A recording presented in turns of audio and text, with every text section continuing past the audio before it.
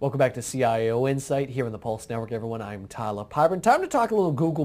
Now, if you remember last week, we were talking Google+ with Jason Brook. So we thought that it was only fittingly so to talk about Google+, again, with Jason Brook. So we welcome into the show Editor-in-Chief of eWEEK Labs.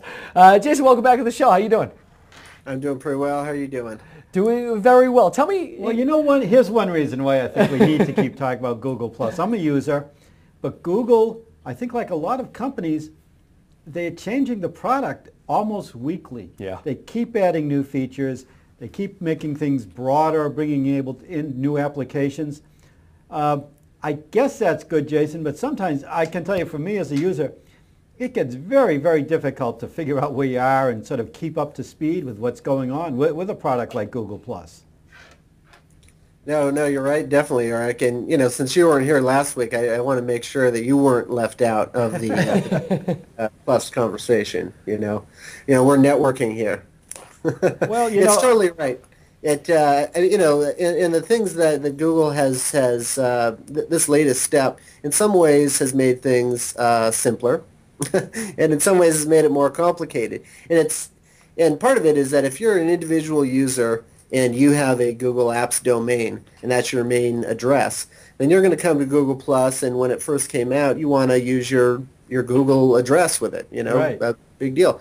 So, but they didn't have support for Google Apps accounts, and part of that deals with the fact that it's not just individual users who are using Google Apps accounts. I mean, the real push on that is for organizations to use it. And they've got separation between their Gmail accounts and the Google Apps accounts, and that was some of what led to the slowdown in getting this rolled out to those organizations. So if that was your address, it makes things simpler. But also now you have this question of, okay, well now I have an organizational Google Apps account, and I also might have a personal Google or a Google Plus account, and how do those interact? And honestly, that's a pretty complicated topic right now.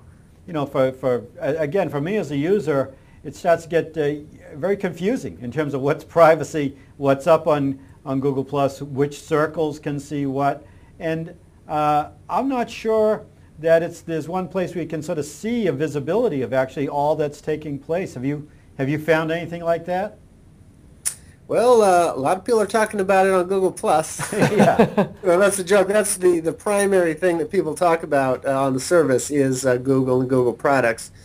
I mean, part of what I think that we're dealing with a little bit of a hangover right now, where Google has had a lot of different products that have a lot in common as far as what they do, but didn't have a lot of common in terms of how they were put together, how they were integrated.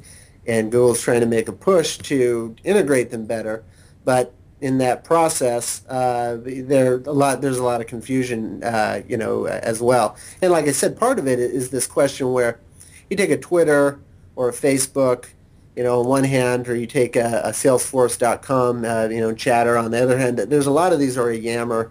A lot of these services are they're pitching themselves at businesses, they're pitching themselves at consumers. And there's definitely bleed between the two, but for Google, I mean, they're really trying to go hard at both audiences at once, and I really don't see a clear game plan from them on how those two sides are supposed to come together.